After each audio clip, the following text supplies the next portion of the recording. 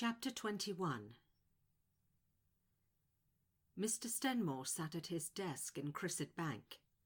He was in a heightened state of nervousness. A small brown paper parcel the size of a pack of playing cards was sitting in front of him. He had a final decision to make. Should he give himself the shot in the eye at home or in his office? On the one hand, his home offered complete privacy. His neighbours avoided his front door as if a red cross was splashed across it. On the other hand, administering the shot in his office meant someone would be on hand if he became incapacitated. Worst case scenario, there'd be no unpleasant aroma of his decaying body leaching out from under his front door if this was to be his end. He shuddered at the thought of someone discovering his rotting corpse. The whole nasty idea embarrassed him. So his decision was made. He'd administer it here in his office. Pulling out a desk drawer, he removed 3 letters from Miss Mercator. The first, dated over 2 weeks ago, the day after his visit, stated she had thought about their conversation and had decided she was nowhere near being able to produce the alkaloid base necessary and that she'd be in touch at some point. The second, dated 2 days after, stated she was sorry, but it would be foolish of her to attempt something so potentially dangerous. The third stated she'd had time to reconsider and to expect a missive from her shortly, and he would know what to do.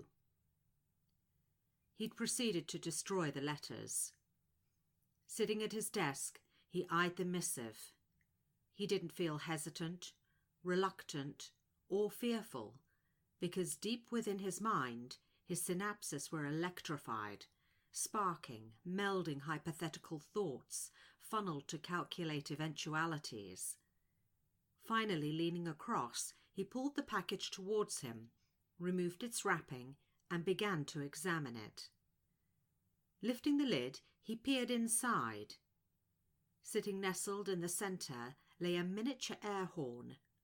No larger than a cigarette lighter, it had been cobbled together for the purpose of delivering a blast of Miss Mercator's alchemy directly into his eye, to be transmuted by his retina to his optic nerve and onto his brain. He knew it would only take a few seconds from its application to reach his cerebral cortex. And then what? He was about to risk the most important asset he had in the world to an idea whose speculation he would never previously have entertained. Watching the outer door, it briefly crossed his mind how Miss Stone might react to a thud coming from his room. At least he wouldn't be left to rot. He stood up, pulling the aged curtains closed. Leaning over his desk, he paged Miss Stone. "I'm not to be disturbed for any reason."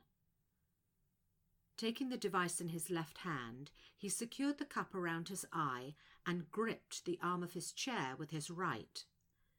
There was a momentary pause as he braced himself. This was suddenly followed by him removing the cup, placing it onto the table, and jumping up from his chair.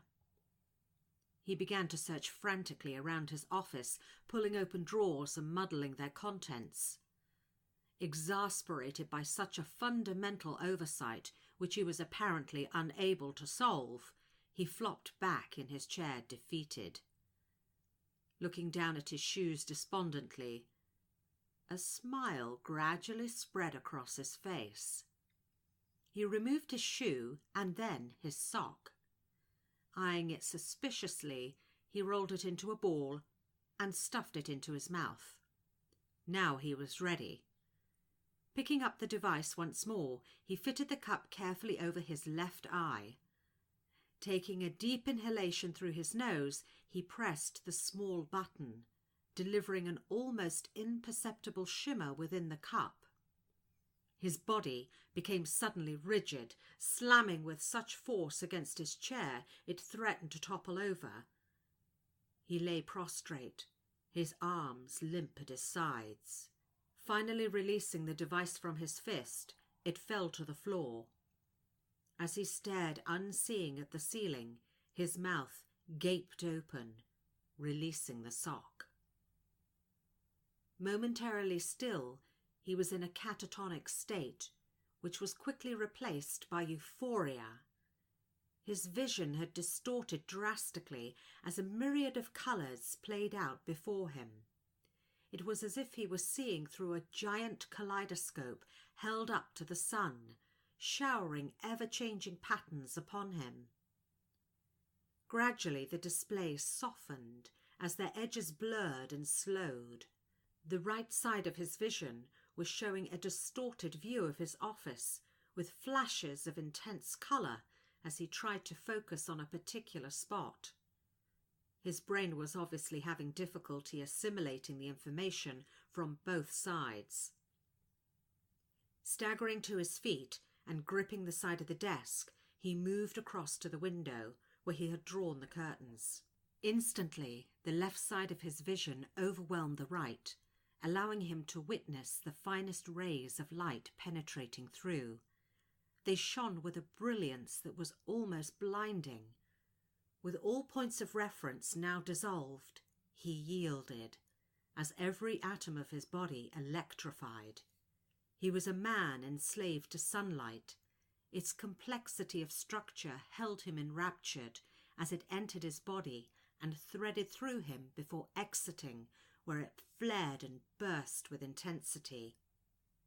These pinpricks that ordinarily barely penetrate the gloom were alive as they flew about the interior of his office, bouncing off cold matter and sinking through warm.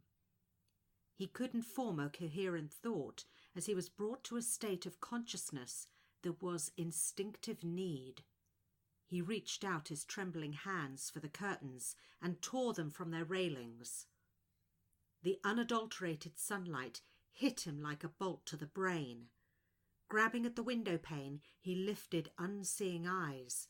His fingers fluttered and searched the spectrums of colour that flew through him. He stood gasping, drenched in perspiration, as he raised his palms and flattened them to the window. The luminous outlines of his hands glowed and shimmered as he began slowly to tear at his clothes, extricating himself from his jacket, tie and shirt. He felt the sunlight's all-consuming domination. It made him feel alive, renewed, vibrant. His fingers were fumbling to undo his trouser belt when a yelp sounded behind him. The vibration hit him like a tidal wave, knocking him away from the window. "Mr. Stenmore!" Miss Stone shouted again. He reeled towards the crescendo of sound, stumbling into the corner of his desk, where he fell to the floor before passing out.